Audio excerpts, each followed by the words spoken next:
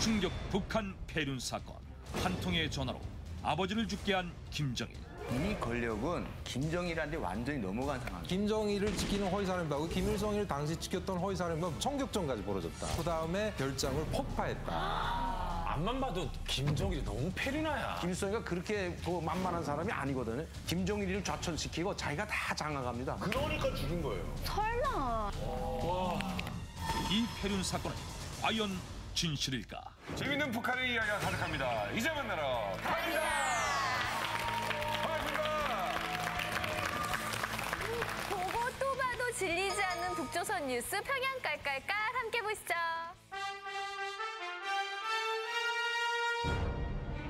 평양 깔깔깔. 이만갑 시청자 동지들 안녕하십니까? 월요일 출근 걱정을 잠시 잊게 해줄 재미있는 북조선 뉴스 평양 깔깔깔 1급 보도원 수순영입니다. 첫 번째 보도입니다. 돈은 참 많이 벌었는데 이거 쓸 데가 없구만. 요즘 지방에 있는 북조선 부자들은 돈 쓰며 마음껏 즐길 수 있는 유흥시설이 없어 고민이라는데요. 이러한 고민을 해결하기 위해 자신이 살고 있는 지방 도시를 떠나 원정유흥을 떠나는 사태까지 벌어지고 있다고 합니다.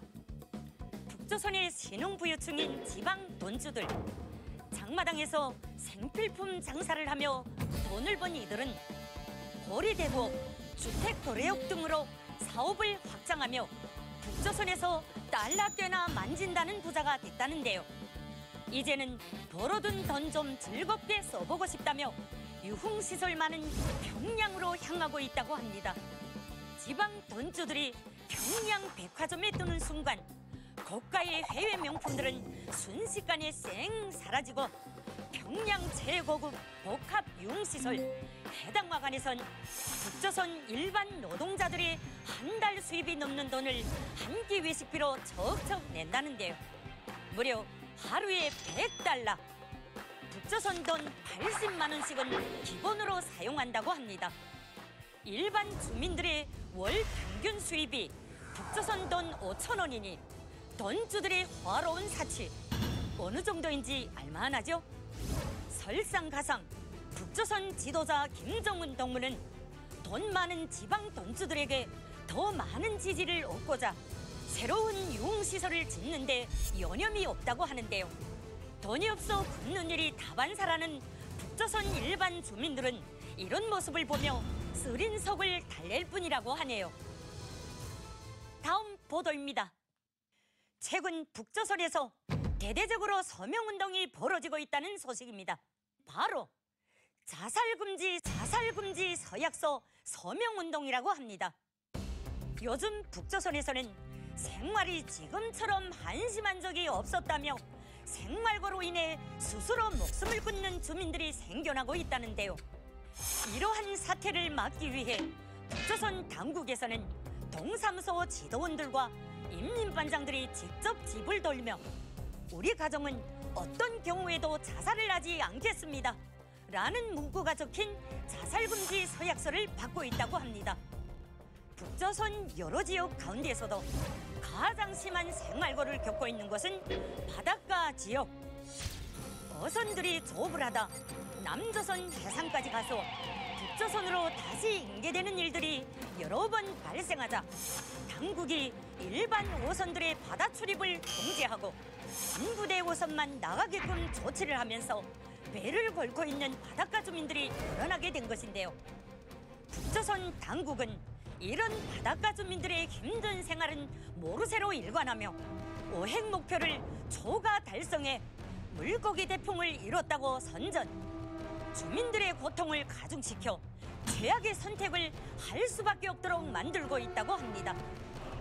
주민들에게 찾아가 자살금지 서약서에 서명받는 것보다 어떻게 하면 주민들이 자살할 생각이 안 들게 할지 고민하는 게 더 급한 일 아닙니까? 다음 보도입니다. 요즘 북조선에는 김정은의 여인에 대한 소문이 바다하다는데요. 김정은의 사랑스러운 아내 리설주도 아니고 김정은의 영원한 첫사랑 현성을도 아닌 소문의 여인은 바로 김정은의 여동생 김여정이라고 합니다. 최근 김정은의 신년 공개 행사에 모두 동행하며 김정은의 최측근 여성이자 북조선의 핵심 실세로 완벽히 자리 잡은 김여정. 그녀가 한 번 떴다 하면 다음 날 아침부터 김여정에 대한 소문으로 북조선이 떠들썩해진다는데요. 현지 지도를 하는 오빠 뒤에서 뛰어다니는 모습은 철이 없다는 둥. 사진을 찍을 때도 이를 훤히 드러내는 모습을 보며 조금 모자란 인도가 아니냐는 둥. 안 좋은 소문이 전리길 말리길까지 퍼지자 김정은은 일령도 재계를 허무는 유언비어를 퍼뜨리는 몰상식한 자들을 모조리 잡아 적발하라 라고 말하며 노발대발했다고 합니다. 하지만 김여정이 북조선 최고의 실세의 요직 중 하나이자 남조선으로 치면 좌관급인 선전선동부 부부장직을 맡게 되며 주민들 사이에 도는 말들이 더욱더 많아지고 있다는데요.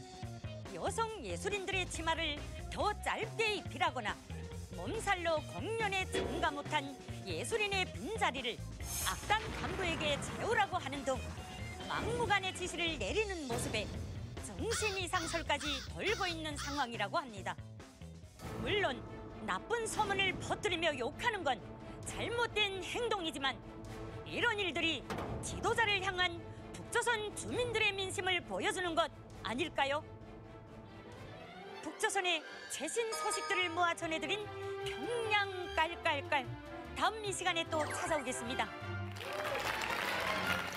네, 오늘도 활기찬 이만과 활기찬 우리 사우스포와 함께 하는데요. 황현희 씨. 네. 최근 굉장히 유명한 드라마죠. 미생 말고. 예, 미생물. 예, 오마장 역으로 출연하셨어요. 예. 어떻게 첫 연기 어떠셨어요? 저 처음 연기해봤는데 장수원 씨가 발연기로 굉장히 유명하잖아요. 네. 제가 더 발연기를 하지 않나 그런 생각이 들어요. 사실은 저번이 처음이라고 하지만 추노에서도 오 맞습니다. 네. 연기를 했던 적이 있고 어떻게 그걸 기억하세요? 경력자예요. 근데 역시 연기호흡이랑 네. 이 개그호흡이랑은 약간 좀 다른 것 같아요. 끊어지죠. 네, 개그는 쫙 이렇게 처음부터 끝까지 해야 되는데 연기는 이렇게 하나하나 끊어가야 돼서 감정 조절하기가 참 쉽지가 않더라고요. 개그는 감정 조절하기가 쉬우신가 봐요. 개그는 이렇게 한 호흡으로 가기 때문에 네. 예, 연기보다는 좀 쉬운 것 같아요. 예. 발음이 할게 있어가지고.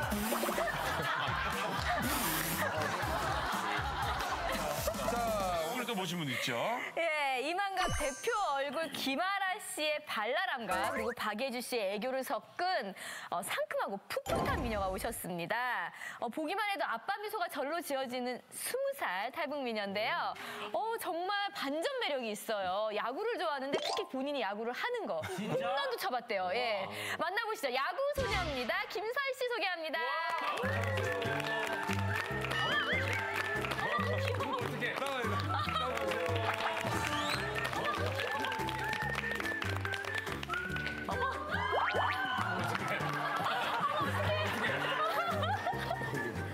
안녕하세요. 야구에 죽고 야구에 산다. 야구를 사랑하는 20살 소녀 김설입니다. 제가 사랑하는 류현진 선수의 강속구처럼 훅 들어가겠습니다. 잘 부탁드립니다.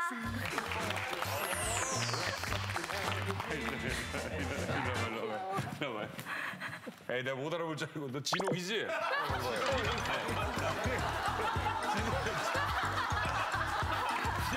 야구를 진짜 할 줄 알아요? 잘합니다. 야구 어디서 왜 좋아하게 됐어요? 그 학교에서요, 그 체육 시간이었는데 뻥 치는 그 모습이 막 공이 슉 날아가는데 그게 쾌감이 장난인 거예요. 그래요? 제가 스트레스도 풀리고 막 그래서 그때부터 야구에 빠졌었어요. 글러브 준비했습니다. 잠깐만요. 타범 형님. 네. 공을 받으시고. 자, 몸 풀고 긴장 좀 이쪽으로 풀고 편안하게. 자, 사인 보고. 진옥이지. 부자연스러운 연기를 되게 잘해.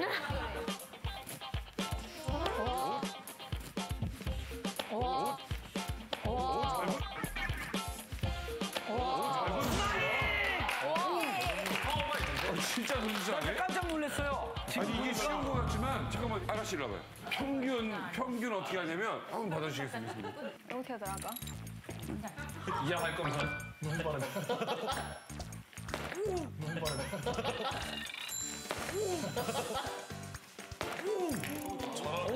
낙차큰 직구였습니다. 게 아니지. 근데 다 점점 다 잘하는 거 아니야? 아이고, 지금 잘해가지고. 술탄 던지기 많이. 술탄 던지게. 4살 이럴 때 보면은 그 군대 체험할 때 그때 수류탄 던져보고 그리고 총도 쏴보고. 그래요? 자, 미국 놈이라고 생각하고. 미국 놈을 향해 던져. 던져.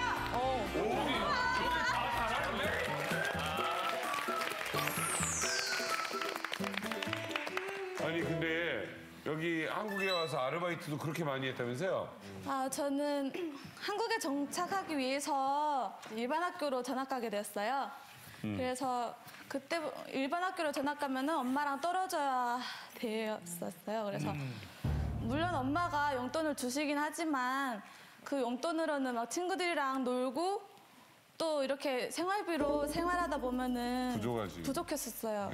그래서 그때부터 전단지랑 뭐 PC방 그리고 서빙, 편의점 이렇게 미용실까지 해가지고요. 안 해본 아르바이트가 없었고요. 근데 한국에서 이렇게 막 일하고 살면서 어릴 때 고단하지 않았어요? 북에서는 저희는 어렸을 때부터 그 산에 가서 나무를 해오고 그리고 석탄도 이렇게 날라다가 장사도 해봤었고 꽃제비 생활도 3개월 해봤었고 아이고. 지금 일 가지고 그렇게 힘들었던 적은 조금 없으니요? 있었어요. 아니 어린데도 힘들게 살았어요. 정말 그 용돈을 그 알바를 해가지고 막 벌어 쓴다는 게 정말 기특한데 그래가지고 돈을 좀 많이 벌었어요? 하루에 6시간 일해가지고 24,000원 정도 모으면은 2만 원을 그 제가 잘 안 쓰는 책에다 이렇게 꼽아놔요. 내가 눈에 보이면 그걸 써버리기 때문에 그렇게 넣어놔야만 했어요. 그래서 그 후에 그 적금 통장을 알고 난 후에 고깃집이나 이런 데서 막 일하면은 12시간 정도 했었는데 48,000원 이 정도 막 벌면은 그것도 4만 원은 또 적금 통장에 넣고 그리고 8,000원은 제 용돈을 하고 이렇게 저는 주로 주말에만 일했었거든요. 주간은 학교 다니느라고 못 하고요. 지금 아마 800 정도. 꾸준히. 아르바이트로 정말 대단하죠? 네. 칭찬 박수 한번 주세요. 반갑게 맞아 들어왔습니다. 오직 이만갑에서만 볼 수 있는 특별한 북한 이야기. 오늘의 주제 공개해 주세요. 충격! 북한 폐륜 사건.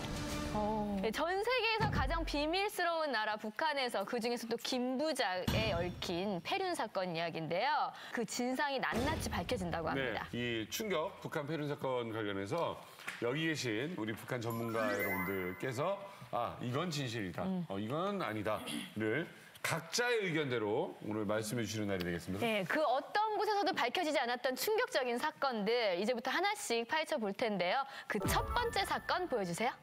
하루아침에 숙청당해 40여 년 동안 자택에 감금된 채 살고 있는 비운의 여인이 있었으니 바로 김일성의 두 번째 부인 김성애. 70년대 당시 김일성의 총애를 입고 여비수에서 단숨에 두 번째 부인으로 등극. 북한 최고의 권력을 누리고 살았던 김성애. 그녀는 도대체 왜 하루아침에 숙청을 당했을까? 그 이유는 바로 김일성의 장남인 김정일의 피비린내 나는 복수국 때문. 김정일이 8살 때 동생을 낳다 의문의 쇼크사로 죽어버린 김정일의 생모 김정수. 그 후 김정일은 청년이 될 때까지 계모인 김성애의 손에서 자라게 된다.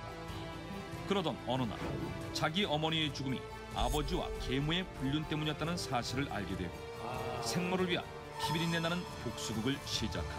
무섭다. 첫 번째 피해 복수극. 자신의 라이벌이자 계모 김성애의 장남 김평일을 여자만 밝히는 부하 방탕이라는 죄목으로 해외로 추방. 두 번째 피해 복수극. 계모 김성애의 일가 피부치 모두를 정치범 수용소로 추방. 마지막으로 통안의 복수극은 계모인 김성애를 자택에 감금한 채 90세가 넘는 지금까지도 자식들 얼굴 한번 못 보도록 가두어버린 것. 충격 북한 폐륜 사건. 생모 김정숙의 복수를 위해 계모 김성애 일가를 파멸로 몰아간 김정. 과연 이 폐륜 사건은 진실일까? 네. 말만 들으면 거의 연상분. 연상군이네 진짜. 근데 이게 진실이다 아니다는 아직 없는 거예요. 그러니까 진실이면 네. 진실이면 본인도 부인이 한 명이었어야죠. 이상한 아버지가 정말 여자의 시선이네요. 바람 핀 게 싫었으면 자기도 한 여자만 사랑했어야지. 이렇게 아침 드라마로 가실 거예요? 메이야? 어떻게 생각하세요, 남자분들? 그게 아니라 팩트는 그거죠. 그러니까 뭐 다른 여자 때문인 게 아니라 자기 어머니가 돌아가신 이유가 그렇지. 그런 것 때문에 그런 거지 여자 관계에 대해서 그런 건 아니거든요. 네. 그러니까 본인 여자 관계는 따로 개인적인 문제고 네. 그 사생활 엄마 옛날에 그 지금 조선시대 역사를 보더라도 옛날 중전이나 또 뭐 비나 이런 사람들 그 암투 그것 때문에 결국은 뭐 중전도 날라고 다니잖아요. 맞아요. 그런 하나의 사건이라고 볼 수 있는 거죠. 순실령님은 북에 있을 때 이런 얘기를 들어본 적이 네, 있으세요? 저는 들었어요. 왜 그러냐면 어머니한테 들었어요. 김일성 저택의 현관에 그 김성애 사진하고 김일성의 사진이 같이 걸어 나오는 장면이 사진이 걸려 있었대요. 그런데 김정일이가 그거 보고 저건 우리 어머니 아니다. 당장 사진 떼라. 이래서 사진을 내린 적도 있다고. 그러면서 이분 어머니에 대한 그런 게 아주 안 좋다고 이러면서 얘기를 하는 거 어머니가 들었고 얘기를 했는데 나는 어머니가 얘기하면서 너네들 나가서 그런 말 하지 마라 이러면서 얘기를 했거든요. 그래서 내가 그 기억이 있어요. 그러니까 김정숙이가 공식적으로 사망 요인이, 그러니까 사망 원인이 출산 중에 과다출혈로 이제 사망한 걸로 알려졌는데 실제로는 그게 아니고 뭐 김성애가 이제 김일성 비서를 하면서 김정숙 생전에 불륜 사실을 김정숙이가 알고 그 스트레스 때문에 이제 그 죽었다 이렇게 막 소문이 막 돌아가지고 그래서 김정희가 이런 말을 했대요. 김일성이가 너는 왜 단 한 번도 김성애 동지한테 엄마라는 말을 안 하냐. 그러니까 김정일이 말하기를 조국이 하나듯이 나에게 엄마도 하나다. 오직 김정숙만이 내 어머니입니다라고 그 대답을 한 적이 있대요. 이게 되게 유명한 일화. 알겠습니다. 그러니까 이게 진실이고 가짜고를 떠나서 나는 김정일이 이해가 되거든요. 나는 솔직히 우리 엄마가 버젓이 살아있는데 새 여자가 와서 엄마 자리를 꿰차고 있고 새 아들로 태어난 아이가 내 자리에 서게 된다면 나는 미울 거예요. 나도 뭐 어떤 방법을 써서 집에서 내쫓을 것 같아요. 나는 그게 이해가 안 돼. 와이프가 둘이거나 셋이거나 하나도 힘들지 않나? 교과서에서도 그렇고 김정숙은 그 혁명의 어머니 해가지고 아주 정숙한 부인으로 이렇게 소개가 많이 되고 있어요. 근데 실질적으로 뒤에서 소문은 김일성이 그동안 그 여자들 문제가 그렇지 그런 치정관계가 많이 드러나고 해가지고 그에 대해서 김정숙이가 시기 질투도 많이 부렸고 그래서 그런 것으로 인해서 주변 여자들 정리도 많이 하고 실제는 그 질투심도 많고 그래서 그런 소문들이 북한 주민들 쪽에서 많이 돌았습니다. 돌았다. 근데 이게 아직도 명확하게 밝혀지지 않은 이야기입니다. 거다. 자, 우리 전문가 여러분들에게 좀 여쭤보겠습니다. 하나, 둘, 셋, 들어주세요. 진실거짓, 진실로 의견을 나누셨습니다.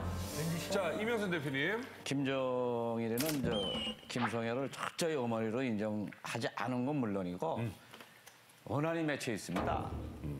그래서 이제 김일성이가 이제 해방돼가지고 이제 그 김성애 지금 부인이죠. 이분하고 이제 저분이 비서를 했었는데 정분이 났었어요. 그런 것을 이제 그 김정은의 김정숙이가 그걸 안 한 거죠. 그래가지고 김정숙이라는 여자가 원래 이 군인 출신 아닙니까? 빨치산 출신이거든요. 그러니까 이제 그 항의 표시로 4번째 아이를 출산하는데 단독으로 이제 김성애에 대한 항의로 단독으로 출산을 시작했는데 거기 그 황순이, 김옥순 그 같은 빨치산 출신 여자들이 눈치를 챈 거예요. 비서한테 연락을 받고 문을 안 여니까 도끼를 까고 들어간 거예요. 까고 들어가니까 이미 다 의식 잃고 하열로 아이는 죽었고 이제 김정숙이도 이제는 생명이 다 위급해된 거죠. 그래서 국자를 실어가는데 사망을 한 거예요. 김정일이가 그 과정을 다 본 거예요. 심지어 그 최고사령 김정일은 몇 살? 그때 7, 8살이죠. 8살. 김정일이가. 그게 8살 때가 몇 년도예요? 49년도죠. 6.25 직전이네. 네, 6.25 직전이요. 그러니까 김정일이가 얼마나 이제 그 함심을 품었으면은 김일성의 곁을 떠나질 않은 거예요. 최고사령부 전쟁하는 시기에도 막. 그래가지고 김일성이가 그 김정일을 뭐 저기 중국 쪽에 대피도 시키고 그 과정에 또 김성애하고 많은 갈등이 있은 겁니다, 이게. 그래가지고 뭐 김성애에 대해서는 뭐 어머니 정도가 아니고 자기 어머니를 그 돌아가게 한 그러니까 원수로 이제 그 각오할 정도로 돼 있는 거죠. 그러니까 간접적이건 뭐건 간에 우리 어머니가 당신 때문에 그렇죠. 그랬다라고 생각을 한다. 김철웅 교수는 거짓. 저는 거짓입니다. 왜냐하면 김성애 씨가 김일성을 만나는 시점이 1949년도가 아니에요. 1950년 2월에 그 최고사령부 타자수로 들어옵니다. 군 입대로 그래서 군 경력이 3년 있는데 거기 특무상사로 경력했던 게 분명히 경력이 있어요. 그리고 김일성이랑 동거를 해서 1951년도에 김성애가 애를 뵭니다. 그래서 1952년도부터 본격 김일성과 동거를 들어갑니다. 그리고 1958년도에 자기 그 가족사진이라고 해가지고 김평일과 김경진이 다 있는 그 가족사진을 해가지고 우리는 부부다. 이런 식으로 세상에다 공개를 하게 됩니다. 그리고 두 번째는 김정일이가 김성애를 쳤다는 것은 격까지, 그러니까 신진 세력의 어떤 신진 권력에 대한 김정일의 어떤 그 견제로 인해서 김성애를 친 거지. 결코 그것이 김정숙과 연결돼가지고 김정숙이 어머니가 아니라는 데서부터 출발한 그런 미움이 아니었다. 저는 이런 데로부터 거짓이라고 판명했습니다. 그 말씀 중에 51년에 그러면 임신을 했다 그랬잖아요. 네네네. 그러면 전쟁 중인데도 임신을 한 거예요? 전쟁 중에도 그렇죠. 살아있으니까. 전쟁 중에 임신을 한 거죠. 하는구나. 그 사람이 누구예요, 그럼? 51년에? 51년에는 애가 유산을 합니다. 아, 유산. 네. 김철웅 교수가 지금 새로운 이야기를 했어요. 아유, 묘해요. 그러네. 자, 강명도 교수님. 네, 이게 진실이고요. 이미 진실로 밝혀졌습니다. 왜냐하면 우리 교과서에는 올해 술 때 72년 김종숙 어머니라고 나오기 시작한 게 75년 이후부터고 그전엔 김종숙이라는 말 없었어요. 김성애 요사가 나왔습니다. 김성애를 동지라고 부른 게 아니고 모든 노동신문에는 김성애 요사를 불렸어요, 그때는. 그 이후에 자기의 그 이제 어머니에 대한 복수. 김일성이가 그 김종숙 첫째 부인이 죽기 전부터 좋아했던 게 김성애가 맞습니다. 그래서 이제 49년도에 아기를 낳다가 죽었거든요. 그 아기도 잘못됐어요? 아기도 죽었죠. 네, 그래서 거기에 대한 걸 다 알아요. 그때 김정일이 나이가 7살이기 때문에, 그러니까 만 7살이죠. 그냥 다 알고 있기 때문에 어머니에 대한 걸 한 번도 그래서 어머니라고 부르지도 않았거냐. 자기가 큰 다음에는 완전히 후계자가 된 다음에는 김성일을 비롯한 김평일과를 다 숙청해버린 겁니다. 아니, 어렸을 때 같이 산 거 아니에요, 아무튼? 같이 안 살죠. 김성애가 자녀가 3명 있습니다. 김일성이한테서. 네.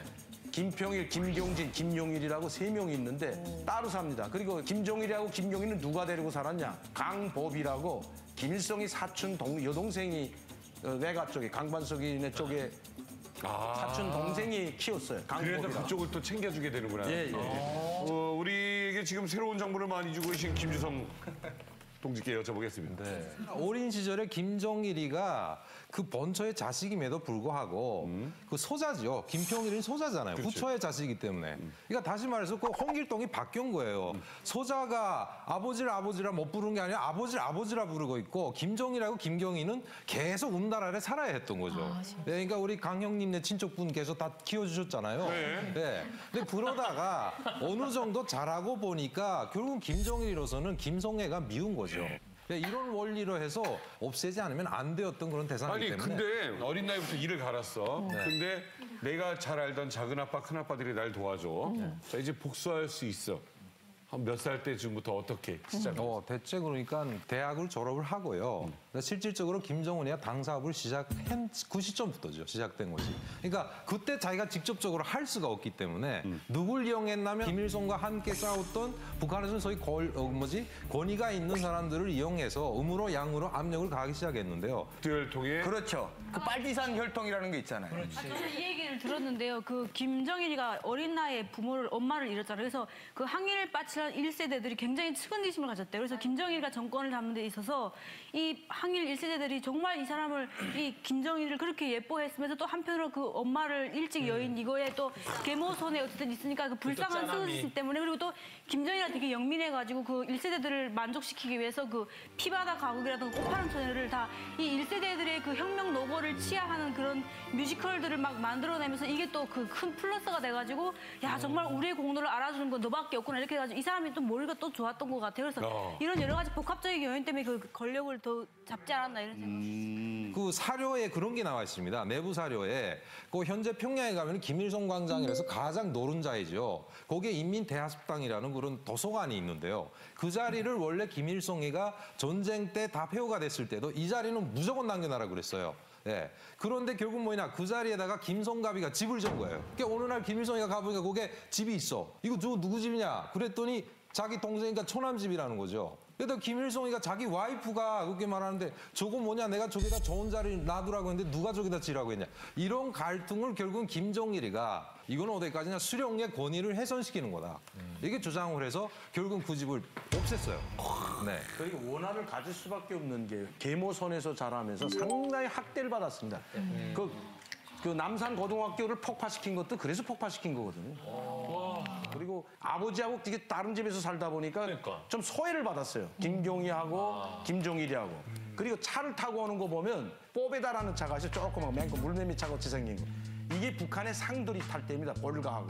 차이카라는 차가 있습니다. 저 소련제 큰 차이카. 내각 부수상들이 차이카 타고 김종일이하고 김경진은 이 뽀베다를 타고 다니고 김평일이나 김경진이는 남산학교에 학교 다닐 때 차이카를 타고 다녔습니다. 완전히 대우가 하늘과 땅 거기서 상당히 소외됐기 때문에 거기에 있는 학생들도 김종일이하고 김경희는 아주 사람 취급을 안 하고 어제 김경진이나 김평일한테 몰릴 수밖에 없었던 거죠. 일단 저는 남자는 바람을 피우면 안 되는데 요즘에 점점 사회가 바뀌면서 그렇게 뭐 아니 뭐 바람 남자 아니 사회가 바뀌다니. 아니 남자 혼자 바람 피나?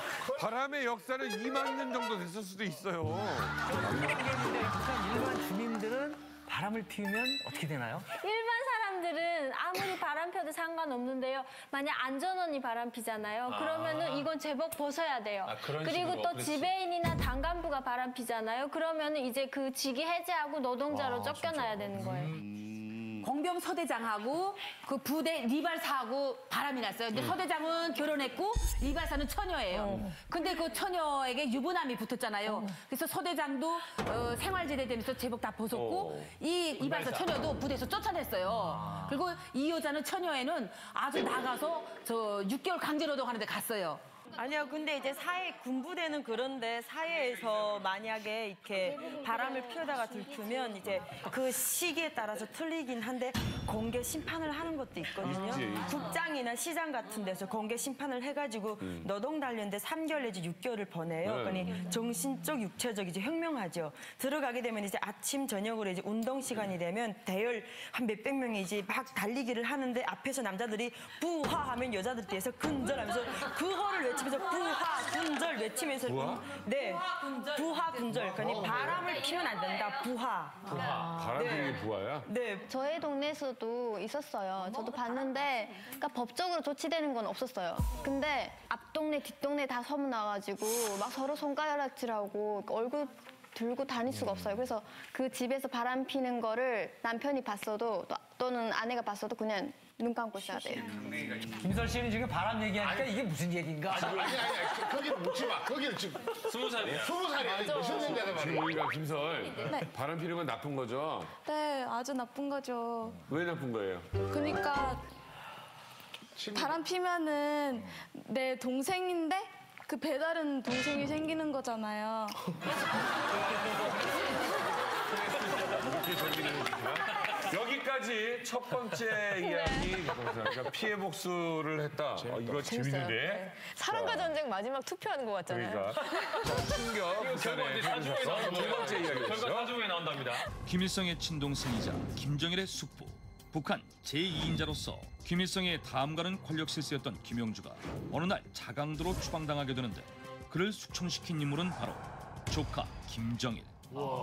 아버지 김일성 다음으로 북한의 1인자가 되기 위해 김영주가 심혈을 기울여 만든 유일 사상체계 확립의 10대 원칙을 제목만 바꿔치기해 아버지 김일성의 생일 선물로 바친다. 그러나 이것은 라이벌인 숙부를 제거하기 위한 피해 서막에 불과했을 뿐 숙부의 비리와 문란한 여자관계를 아버지에게 고발하며 김영주가 있던 조직 지도부 부장 자리까지 빼앗게 된다. 조카 김정일과 치열한 권력 다툼에서 밀려난 김영주는 신경성 부조화증이라는 치명적인 병까지 얻었지만 그럼에도 조카 김정일은 노쇠한 숙부 김영주와 그의 가족들을 모두 고립무원인 자강도로 추방시켜버렸다. 충격 북한 폐륜 사건. 왕이 되기 위해 숙부를 숙청시킨 김정일. 이 폐륜 사건은 과연 진실일까? 다 진짜 같아. 제 생각은 이게 거짓인 게 김영주가 그 이제 후계를 편하게 해주기 위해서 스스로 가족 데리고 간 것 같아요. 스스로 갔다고요? 그리고 숙정당하기 전에 자강도로? 미리 자기가 빠져. 안전을 위해서 자기가. 뭐 거기 가서 막 농사 짓고 이게 아니라 펜션 좋은 데 잡아가지고. 그렇지. 멋지게 사는 거지. 한 거죠, 전원생활. 그러니까 내가 쫓겨나기 전에. 권력 욕심만 버려주면. 조선시대 보면 그냥 나 왕권에 용심 없다. 그럼 돌아다니잖아. 네, 풍악을 울려라고 막 그냥 전국을 돌아다니잖아요. 난 신나게 다닐 것 같아. 김정일이 권력을 잡기 위해서 작은아버지인 김영주를 숙청했다는 이야기를 여러분들은 들어보신 적이 있으신가요? 유미 씨. 반역자 돼가지고 숙청을 당했다고 그러더라고요. 소문으로 들었거든요. 반역자라고 들었다. 자, 또. 근데 뭐 이제 김영주가 이제 김일성이 정권 그러니까 정치를 운영할 때 굉장히 좋은 보조 역할을 했대요. 그 옆에서 조력자 역할을 했었는데 좀 나이 드신 어르신들은 나중에 혹시 김일성이가 죽으면 그 뒤를 동생이 잠깐 이을 수도 있겠다 이런 추측을 했지만 그걸 공개적으로 말할 수가 없는 게 사실 북한에서는 김일성을 거의 신격화로 우상화하기 때문에 누가 감히 이 최고의 지도자 김일성이 살아있는데 감히 후계자를 놀란다는 것 자체가 반동행위거든요. 이거를 뭐 공론화하고 이렇게 하지 못해가지고 그래서 숙청 사실은 못 들어봤어요. 그건 완전 거짓말인 것 같아요. 왜? 왜냐하면 후계자 자리에 오를 것 같으면 전 국민이 김영주를 알아야 되고 그 위상을 알아야 되잖아요. 국민들한테 알리고. 근데 김영주는 아무것도 아니었어요. 그냥 교과서에서 김일성의 가족이라는 것밖에는 뭔가 배워준 게 없어요, 우리한테. 그냥 그 김일성이가 김정일을 내세우고 싶은데 이런 사람이 한 명 있으면은 살짝 걸림돌이 될 거니까 너 잠깐 내려갔다 있어라 해가지고 저희가 학교 다닐 때 고등학교 올라갈 때쯤에는 다시 올라왔던 걸로 기억하고 있거든요. 그래서 잠깐 내려가 있다가 이제 김정일이 올라간 다음에 올라오라 해서 그냥 올라온 정도지 뭐 이 사람을 크게 생각하고 뭐 완전 위협적으로 생각하고 이러진 않았던 것 같아요. 그래요. 진실 판정단 네 분. 진실이다 아니면 거짓이다. 하나, 둘, 셋. 진진거거. 김주성 씨에게 여쭤보겠습니다. 김정 선생. 제가 볼 때는 그 햄릿을 연상시키면 되죠. 삼촌이 권력을 잡았잖아요. 김용주 자체가 이제처럼 뭐 이게 조직부를 쥐고 있었기 때문에 김정일이 제가 꼭 듣기에도 꼭대기에서 좀 노는 사람들 이야기를 들어보니까 유일하게 김정일에게 호통을 치는 사람은 김용주라고 들었거든요. 그러니까 성격이 호랑이 같은 분이래요. 이런 인물이 김용주의 캐릭터거든요. 근데 결국 그래서 자기 형을 도와서 하다가 당연히 김정일이라서는 자기가 직접 손을 댈 수가 없는 거죠. 그렇지. 그래서 김정일의 우회 작전이 시작된 겁니다. 결국은 아까도 말씀드린 또 백두혈통 영감쟁이들을 또 수신 거죠. 그리고 그 자강도라는 지역이 이자처럼 뭐 천박하고 좀 약간 그 산이 많은 곳이에요. 여기서 군수공업지대인데 강계 쪽에 가면 또 엄청 풍치수려한 곳이 있어요. 네, 그 장가산이라는 것도 있고, 근데 강계는 거기에 또 패밀리들의 그런 있고 갑들이 있거든요. 휴양소라고. 좋은 데 있죠. 그러니까 그런 데 내려가는 거죠. 하긴 본 거지 이제. 근데 숙청을 좋은 데로 갔다. 네, 저도 진실이라고 생각을 하는데요. 김영주 자체는 항일 투쟁을 안 한 사람이에요. 그러니까 즉 다시 말해서 당시에 김일성의 권력을 가장 쥐게 한 사람들은 항일 투사들이에요. 그치. 이런 시기에서 김영주가 항일 투사들을 되게 무시했어요. 당시 항일 투사들한테 밑보인 것이 가장 셌던 사람이 김영주예요. 그게 누구라고 할지라도 김영주 앞에서 꼼짝 못했거든요. 그러다 보니까 김영주를 밀쳐내고 새로운 후계자를 누굴 세울까 해서 생각해낸 게 김정일이고 김정일도 여기서 그래 내가 이 백을 뒤밀고 김영주를 내쳐야 되겠구나. 네. 이 생각을 한 거죠. 결국은 그래서 아버지 친구들인 항일 투사를 앞세워서 그 권력을 뺏는다. 그렇기 때문에 저는 이것이 진실이라고 생각합니다. 그러니까 그냥 유배 보낸 거지. 자, 여기까지가 이제 진실이다 하는 분들. 자, 하지만 만만치 않은 두 분입니다. 저 두 분이 의견을 합하는 게 굉장히 어렵거든요. 사실은 저 두 분이 남북 통일된 적이 거의 그래. 없었는데. 저 둘이 합하면 굉장히 큰 힘이 될 수 있거든요. 신호줄거 있어요. 자, 누가 먼저 하시겠습니까? 김용주는 김일성의 유일한 하나밖에 없는 동생 아닙니까? 피부치 아닙니까? 친동생. 북한 권력의 핵심이었거든요. 어떻게 보면 70년대까지 거의 김일성이는 군림만 하고 밑에 모든 통치는 김용주가 한다고 할 정도로 그렇게 파워가 셌던 겁니다, 이것이.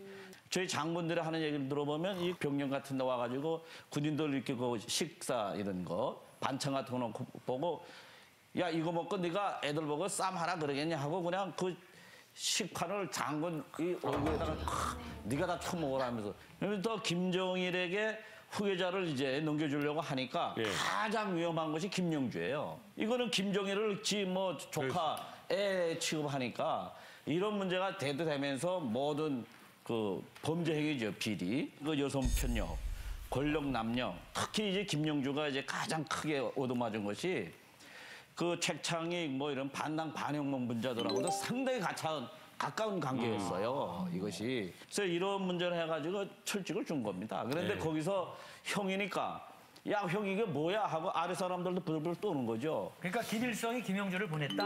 그렇죠. 하지만 김정일이 그런 건 아니다. 김정일이가 그렇게 뭐 숙청하고 한 건 아니다 이거죠. 강명도 교수님. 김영주가 표면에 딱 나타나는 게 7.4남북공동성명 대표가 바로 김영주입니다. 7.4남북공동성명 다 하죠, 70년대. 이우락? 네, 이우락하고 여기 대표로 갔을 때 북한 측 대표는 당중앙인의 조직비서니까 김영주였어요. 회담을 이우락이하고 김영주하고 합니다. 마지막에 김일성이 만나죠. 그래서 김영주가 상당히 표면에 떠가지고 많이 이때 김영주가 이렇게 위력한 사람이구나. 그리고 김정일이는 실제 김성종합대학을 졸업해가지고 68년도에 선전부 지도원으로 시작합니다. 선전부 용화예술가 지도원으로부터 시작해가지고 김정일이를 지지한다고 아니라 조직비서가 되니까 이제 했는데 이 조직비서 자리를 김영주가 하고 있었는데 그냥 야, 너 그만두고 너 비리 캐가지고 너 가라 하면 김일성 집안의 누가 됩니다. 어쩜이 돼요. 비리를 캐가지고 쫓아버린 게 아니고 몸이 아프니까 너 가서 치료하라 해가지고 6개월 동안 저 시중호 정부요양소 가서 통천에 있는 시중호 요양소 가서 치료를 받아 그 사람이 신부전증 알아서 얼굴이 부었잖아요. 그동안 조직부 부부장으로 있던 김정일이한테 조직비서를 맡기는 거죠. 그리고 6개월 있다가 휴양소에 가서 올라왔다니까 자기 자리가 없는 거 아니에요. 그렇지. 그리고 이제 부총리를 시키려고 했어요. 부총리. 그때는 주석직이 안 되고 부총리제로 바뀌었으니까 부총리직을 주니까 안 하겠다고 해서 너희끼리 다 처먹으라고 열받아가지고 자기가 관계로 가는 겁니다. 그리고 가족은 한 명도 안 데려가요. 왜요? 그리고 특각에 가 있었던 게 아니고 일반 집에 있었어요. 속탄 떼는 집에서 20년 동안을 삽니다. 악질해요, 이 사람도. 김정일이가 92년도에 김영주를 올려옵니다. 아버지한테 이야기해가지고. 자기가 직접 내려가가지고 그 김영주를 설득시켜가지고 삼촌이 올라가야 된다, 도와줘야 된다 해가지고 부주석으로 계시잖아요. 부주석으로. 있었어? 군년도 최고위원 대의원도 됐습니다. 최고위원 대의원. 부주석 현재. 안 죽었어요? 안 죽었어요. 지금 이 상태로 가면은 김정은보다 오래 살 수도 있어요. 한가분이 몰락하질 않나 숙청되질 않나 무슨 웬만한 사극보다 더 흥미진진한 이야기가 많은 것 같습니다. 다음 주제 역시 어마어마한 사건이라고 하는데요. 화면 보여주세요. 1994년 7월 7일 밤 10시 묘양산 특가. 어둠 속에 울린 한 통의 전화. 전화기 너머 고성이 오가고 남자는 전화를 끊자마자 심장을 움켜쥐고 쓰러졌다. 그리고 몇 시간 후 싸늘한 죽음으로 발견됐다. 사망한 남자 이름은 김일성. 북한이 밝힌 김일성 사망의 공식 사인은 심장시였고, 하지만 죽음의 진짜 원인은 아들 김정일과의 마지막 통화. 과연 김정일은 어떤 말을 했기에 아버지 김일성을 죽음으로 몰아넣었을까? 이미 아버지 시대는 끝났다. 이제 북한은 나 김정일의 것이다라는 아들의 협박에 가까운 말에 격분한 김일성. 내가 그래도 김일성이다라는 말을 마지막으로 끓어오르는 화를 주체하지 못하고 심장을 부여잡고 쓰러질 수밖에 없었다는 것. 남북 정상회담을 앞두고 통일을 기대하던 김일성. 통일이 된다면 본인이 북한의 다음 통치자가 되지 못할 수도 있다는 불안감이 든 김정일은 평소 아버지 김일성이 심근 경색과 고혈압을 앓고 있는 걸 알면서도 마지막 통화로 아버지의 심기를 있는 한껏 자극했던 것이었다. 충격 북한 폐륜 사건. 한 통의 전화로 아버지를 죽게 한 김정일. 이 폐륜 사건은 과연 진실일까? 아니 전화 한 통으로? 전화 한 통으로? 아니 그러니까 지금 전화는 그거잖아. 이제 내 시대 됐더니 마지막 말이 그러고라면서요. 내가 그래도 김일성. 드라마에 많이 나오잖아요. 해놓고 죽었다는 얘기 아니에요. 아무리 아버지가 자기 아들한테 권력 주려고 하더라도 자기가 살아있는 두 눈이 시퍼렇게 살아있는데 그 자기 아버지 전화 통화해서 아버지한테 빠락빠락 기 타봐봐. 아니 근데 가만히 놔둬. 상황이 맞는 게 진짜 정상회담을 해서 통일이 되는 상황이라면 그 김정일이 권력 갖지 못하는 거잖아요. 근데 전화가 아니었다면 어쨌든 심장 쇼크로 돌았다는 얘기는 그러니까 뭐 돌연사 이런 얘기가 있었으니까. 이 역사가 너무 안타까운 역사잖아요. 그렇죠. 제가 그런 얘기가 하도 돌아갔고 제가 한번 들어봤더니 그 얘기가 아니라 그 심장 쇼크 사는 말인데 아버지 그 여자 건드리지 마세요. 내 여자예요. 이 말에 쇼크인 거예요. 결국은 또 여자 문제로. 그러니까 한 통의 전화로 이건 맞는 얘기라는 얘기죠. 내용은 어떨지 모르지만 전 정확하게 반대입니다. 한 통의 전화는 아닐 수도 있지만 내용은 여러 통으로 죽일 수도 있죠. 계속 전화해가지고. 한 통 말고 나 이렇게 할 때 또 한 번 전화해. 아이 싫다고요 막 이러면. 맨 마지막에는 정 안 됐다는 죽어! 이런 거? 그 정도까지 했겠죠. 그럼 그게 진짜 만약에 자기가 일부러 아버지 잘못되게 하고 내가 권력을 가지려고 했다면 더 확실한 방법을 했어야지. 찾아가서 전화는 문장구. 그럼요. 잘못해서 안 죽으면 진짜 내가 다음날 죽게 생긴 거잖아요. 나는 그렇게 사극을 해나니까. 그때 당시에 권력이 정말 많이 넘어갔었고 김정일 어떻게 할 수 없는 입장이었다. 그때 몇 살이었어요? 저는 이런 역사 이런 거 굉장히 좋아해가지고 이쪽 관련된 책도 좀 몇 번 읽어보고 막 이랬어요. 전화로 사람 죽이는 게 쉽지가 않아. 그럼. 근데 점점 앞만 봐도 김정일이 너무 페리나야. 그래. 이게 돌아가는 마음은 알겠는데 이게 말이 되냐고 아버지를 전화로 이게 그냥 내 생각에는 진짜 그냥 심정 쇼크가 아니었나. 혹시 이거 아니었을까요? 정상회담을 앞두고 정말 그 내용대로 그 정상회담이 열려서 통일이 되면 자기의 권력이 없어지니까 연기해라. 내 때 가서 하겠다. 이런 식으로 해서 옥신각신해서 열받아서 심장이 터졌을 수도 있지 않을까. 전화는 근데 맞아요. 난 우리 여기로 보는 게 저 전화가 김정일이 한 것이 아니고 물론 김정일이 했는데 예를 들어 아버지 남한 측에서 지금 이제 아버지 내려오는 정상회담 때문에 너무 지금 현재 남한 측 흥분했고 아버지를 반기려고 하고 있다. 그러다 보니까 너무 내가 기분이 너무 좋아가지고. 그럴 수도 있지. 그래? 이제 4일 남았는데. 너무 좋아도 이게 사람이 심장 쇼크 오면 없다니까. 맞아. 여러분들은 김일성이 왜 죽었다고 생각하세요? 김정일의 전화 통화가 큰 영향이 있었다고는 생각은 안 하지만 그때 당시 많은 설이 돌았어요. 그러니까 이제 남한 방문 때문에 김일성이 김정일에게 전화 통화를 했대요. 그러니까 내가 남한에 가서 김영삼을 만나면 인사를 어떻게 해야 되냐. 그랬더니 김정일이가 이제 아버지한테 하는 말이 백두산에 호랑이가 왔다 이렇게 인사를 하라고. 그런 전화 통화 내용이 뭐 있었다 하고 많은 설이 돌았는데 그 두 사람의 통화 내용에 대해서는 솔직히 누구도 모르는 거거든요. 근데 이건 그냥 설만 이렇게 도는 거죠. 이거 민망해서 이거 참 얘기하니까 뭐 백두산에 호랑이가 왔다라고 네. 첫 인사를. 네. 아니야 지금 백두산 호랑이가 왔습니다. 시간. 아니 근데 이거 약간 그 우리 또 힘쓰시는 분들이 약간 인사하는 거잖아요. 아 나 불광동 휘발유야 뭐 약간 이런 느낌 아니에요? 나 쌍칼이요. 그 저희는 TV를 통해서 듣잖아요. 근데 TV로는 어떻게 했냐면은요. 인민들의 생활을 향상시키기 위해서 현지 지도의 길을 나가셨다가 그 심장마비로 돌아가셨다고 이 얼마나 슬픈 비통한 뭐 이런 현실 이렇게 들었거든요. 그래서 뭐 전화 이런 거는 저희는 지금 상상도 할 수 없는 거예요. 그리고 우리가 들은 거는 전화 받아서 죽었다고 소문난 게 아니라 김정일이가 죽였다고 소문을 들었어요. 제가 들은 소문은요, 이렇게 전화 한 통화가 이게 결정적인 요인이라는 그 좀 일리가 있던 게 그 김일성이가 평소에 지병을 앓고 있었대요. 심장병을 앓고 있었는데 물론 뭐 전화 한 통으로 당장 그 사람 죽진 않았겠지만 어쨌든 간에 일부러 김정일이가 작정을 하고 그 기존에 뭐 김일성을 좀 제거하려고 했던 뭐 그런 모략이 있어가지고 응급 의료진들을 뭐 다 이렇게 철수시키거나 하면 그 장비를 못 갖고 가야 해서 뭐 이렇게 고의적으로 뭐 어떻게 해가지고 전화 통화를 받고 이렇게 쇼크가 왔으면 응급 처치를 해야 되는데 그거를 어떻게 못 하게끔 김정일이가 미연에 손을 써가지고 뭐 죽게 결국은 아버지를 죽게 만들었다 이런 소문이 솔직히 뭐 민간에서 좀 시시하게 돌긴 돌았었어요. 그래. 근데 제가 북한에서 봤을 때는요. 항상 김일성이랑 김정일이 항상 이렇게 막 활짝 웃으면서 다정한 그런 그렇지, 모습들을 이렇게 딱 보여줬단 부자들은. 말이에요. 그리고 그렇게 정말 다정다감해 보이는 부자가 설마. 설마. 어떻게 이럴 수 있느냐? 네. 저희는요 그 북한의 홍길동 아실 거예요. 네. 홍길동이라는 영화 있는데 그 영화 보면 거기 홍판서랑 홍판서 맏아들 홍일동이 나와요. 근데 그 둘을 보면은 정말 부자지간에 복종하는 그 관계가 너무 선명하게 나오거든요. 네. 근데 그걸 보면은 그게 김일성이랑 김정일 사이라고 생각했어요.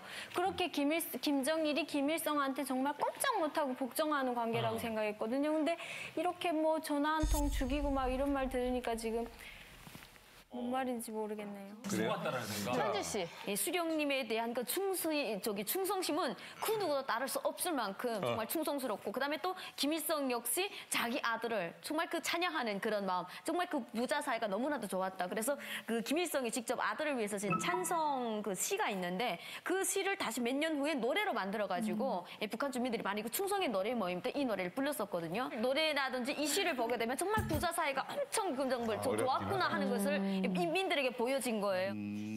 좋습니다. 자, 그럼 우리 진실 판정하기 위해서 네 분의 의견 들어보도록 하겠습니다. 하나, 둘, 셋. 하나, 둘, 셋. 진거, 거. 찐거, 바뀌었어. 진거, 거, 진. 바뀌었어. 진거, 거, 진. 진거, 거, 진입니다. 근데 강민대 교수 왜 바꾸셨어요? 자, 강문대 교수님부터 의견 들어보도록 하겠습니다. 이렇게 보신 아니, 거죠? 근데 이게 지금 애매한 게 전화 한 통 때문에 죽었다니까. 그거 딱 전화 한 통 때문이 아니고 김정일이 때문에 죽었다면 내가 이거 진실이라고 들겠는데. 제 말이 저거예요. 전화 한 통 때문에 죽은 건 아니거든요. 그러면 사실. 김정일 때문이라고 보고 얘기해 보시죠. 네, 김일성이가 죽게 된 시점이 딱 묘합니다. 김일성이가 그 92년도에 김정일이를 좌천시키고 자기가 다 장악합니다. 모든 거. 이제부터 모든 정치를 내가 하겠다. 왜 김정일이가 정치 실패했다는 거 해가지고 그래서 연용묵이 아시잖아요. 그때 당시 총리 김정일이가 임명했던 사람 다 잘라버려요. 그리고 저 한복도에 자천돼 있던 저 장인 강성산이 그때 10월달 최고인민회의를 소집해가지고 총리로 전격 임명하거든요. 그때 총리로 임명하면서 부총리로 됐던 사람이 김다련입니다. 이것도 김일성이가 직접 임명하고. 그러면서 뭐라고 하냐면 이제부터 내가 정면에 나와서 정치를 하고 내가 다 할 테니까 나한테 정치, 경제, 공사 모든 걸 다 보고하라. 이래서 김일성이가 정면에 나서기 시작합니다. 정치에. 모든 일을 총리가 모든 경제 문제요 모든 걸 다 김일성한테 직접 보고하는데 이미 고덜난 상태였습니다. 도저히 이거 하기 힘들다. 방법은 하나밖에 없다. 이거 강산 총리가 제기했던 거예요. 남북한은 정상회담을 통해 가지고 돌파구를 여는 밖에 없다. 그렇지. 이래서 이제 그 정상회담을 하게 했는데 이건 김정일이 생각하고 전혀 맞지 않는 거거든요. 자기는 정말 그렇게 가지고 나라가 경제가 펴지고 그걸로 인해서 회생하게 되면 자기 이미지는 완전히 실각되는 거죠. 그래서 거기에 대해서 불만을 품고 있었는데 7월달, 8월달은 항상 김일성이가 매양산 별장에 가요. 매양산 특각에. 거기 가서 이제 정상회담과 관련돼 가지고 다 준비를 하고 있는데 김정일이가 찾아와가지고 찾았어. 그 정상회담과 관련해가지고 이야기를 하는 거죠. 지금 남과 북이 지금 어제까지 대결 상태로 있다가 수령님께서 김영삼을 만나서 정상회담을 하게 되면 나라를 통치하기가 힘들다. 우리 국민들이 어떻게 바라볼 거냐. 지금은 안 됩니다. 아니 이런 조언을 하게 되니까 김일성이가 거기서 열을 받아가지고 아니 이미 다 정상회담에서 7월 12일 날 김영삼 대통령이 백화원 초대소에 오기로 해가지고 그 전날 벌써 다 왔다 갔거든요. 권영애 안기부장이 특사로 백화원 초대소까지 다 둘러보고 나간 상태인데 그만두라기니까 거기에 열받아가지고 책상 치고 일어나다 뇌출혈이 하는 걸로 압니다. 고혈압이 있는 데다가 뇌출혈 해가지고 쓰러집니다. 거기서. 그래서 김정일이가 수령님 쓰러졌다 하면서 다 불러가지고 빨리 헬기 평양에서 보내라입니다. 그러니까 사람들은 뭐 때문에 쓰러진지 모르잖아요. 평양에서 헬기 보내려고 헬기 보내다 하나 떨어집니다. 헬기가. 악천후가. 7월 8일 그때는 장마철 아닙니까? 두 번째 헬기가 와가지고 쓰러진 김일성이를 헬기에 태워가지고 봉화진 여서로 옮기는 도중에 사망한 걸로 나옵니다. 7월 8일. 그래서 7월 9일 날 발표합니다. 이게. 만약시 김일성이 그때 살아나게 되면 그때 김정일이 자기가 위태로운 거죠. 그러니까 그걸 아니까 그 치료하는 것처럼 효심을 발동하는 것처럼 봉화진 여서 옮겨서 치료하는 것처럼 헬기 불러가지고 막 이렇게 부산을 떨었지만 사실은 그 과정에서 김일성이가 죽은 겁니다. 어쨌든 김정일에서 죽었기 때문에 이건 진실이다. 그렇게 보는 거죠. 이야기 약간 좀 와전된 듯한 느낌은 있네요, 그죠? 근데 그럴싸하다 또. 자, 다음은 김주성 선생님. 있습니다. 네, 뭐 제가 연구기관에 있다 보니까 좀 아무래도 또 의학 쪽하고 좀 비슷해요. 예, 그래서 많은 이야기를 들었는데요. 일단 김일성이가 심근경색이라는 지병을 앓고 있는 거, 뭐 당뇨, 혈압 다 알고 있었어요. 예, 근데 그때 당시 보면은 그 완전 우발적인 사고인데, 그러니까 김정일이가 사리를 가지고 한 것이 아니고, 예, 전화 때문에도 아니고요. 이제 좀 이렇게 말하는 과정에 김일성이가 쓰러졌어요. 쓰러졌는데 평양에서 뭐 의료설비가 또 호송을 하기 위해서 헬리콥터가 뜬 것도 사실이고, 근데 이제 좀 와전된 게 뭐냐, 거기 헬리콥터가 뭐 격추됐다 뭐 그런 건 아니고요.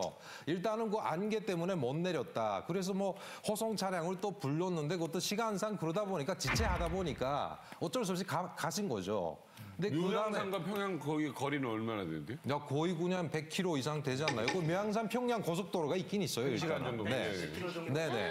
네? 170km 정도. 근데 문제가 뭐냐면은 그렇게 사고가 난 다음에 이제 전화 소리가 왜 나왔냐면은 아리바이를 만들기 위해서 김정일이가 전화했다 이렇게 해가지고 시도 쓰고 했고, 그다음에 웃긴 게 뭐냐면 김일성이가 마지막에 쓰러졌을 때 책상에서 그냥 쓰러졌다. 그럼 당시 의사들 어디 갔냐 이런 의문들이 생기잖아요.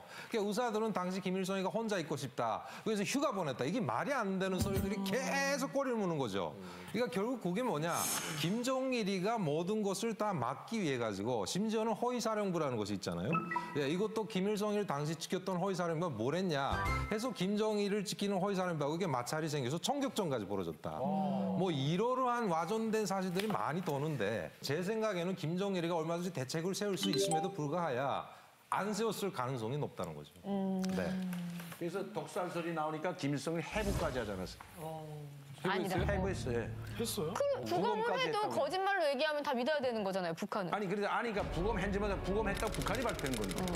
이제 진실 둘 들어봤습니다. 거짓으로 넘어갑니다. 거짓은 이명선 대표. 네, 김정일이는 철저히 김일성을 보좌하는 그런 통치자이기 때문에 김일성이 계속 살아있기를 바랐을 거고, 그런 상황에서 내가 이렇게 뭐 죽이거나 뭐 괴롭히거나 하는 글까지는 안 했을 것이다. 살다 보니까 그런 사고가 났고 거기에 대한 대책이 미흡해가지고 그런 김일성은 죽었고, 김정일이가 김일성을 의도적으로 죽이려고 한다거나. 그럼 같은 자리에 있지도 않았다? 예, 그런 걸 없었다. 실제로 같이 있지도 않았고. 예. 자, 김철호 교수. 저는 거짓이라고 생각하는데요. 네.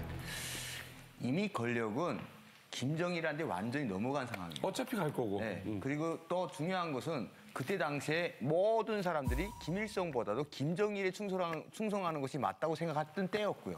그 상황에 김정일이가 93년도에 핵조약 탈퇴를 합니다. 그리고 김일성이가 나서서 카터 전 대통령이 와서 그 문제를 해결을 합니다. 자, 이게 둘이 같이 하지 않으면 절대로 안 이루어지는 거예요. 김정일이가 만들어내면 김일성이가 해결을 하는 거예요. 컨셉이 딱 이렇게 돼 있는 거예요. 그런 상황에서 김일성이가 어떤 제스처를 취하던 김정일로서는 이게 충분히 예상된 답이었어요. 그걸 굳이 김일성을 죽임으로써 그걸 얻는다? 저는 이렇게 생각하지 않아요. 여기서 잠깐, 그러면 김정일이 실질적인 권력을 갖고 있으면 그 정상회담을 자기가 나가야 된다 이렇게 싸우진 않았어요? 철저히 안 되죠. 왜냐하면 현재 지금 국가 주석은 김일성입니다. 그러니까 죽인 거예요. 아니죠. 김정일의 정치 형태는 운든 정치였어요. 마지막 죽을 때까지요. 자기가 앞에 나서서 하는 정치가 아니었다고요.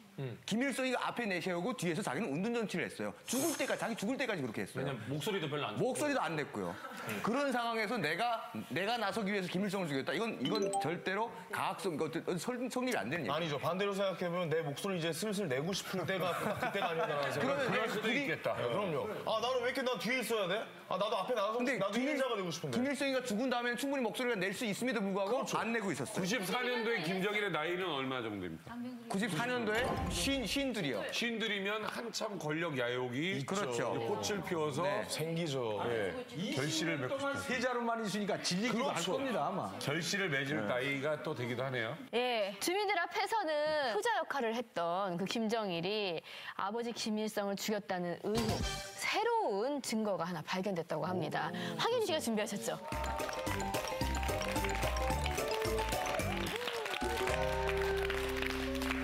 자, 여러분 안녕하십니까. 안녕하십니까. 진실을 캐는 남자 황현입니다. 이 두 장의 사진이 준비가 되어 있습니다. 자, 먼저 이 첫 번째 사진은요. 2004년 평안북도 묘양산의 특각이라고 합니다. 자, 이곳은요. 김일성이 생전에 가장 좋아했던 바로 그 곳인데요. 자, 흰색의 서양풍 건물이고요. 지하에 방어시설이 완벽하고 평양중앙병원 못지않은 의료시설을 갖춘 아주 특각인 동시에 김일성을 쇼크사로 삼게 한 바로 그 장소라고 합니다. 그런데 말입니다. 자, 2013년에 찍힌 동일 장소의 이 사진은 이곳에 없어집니다. 전혀 흔적을 찾아볼 수가 없습니다.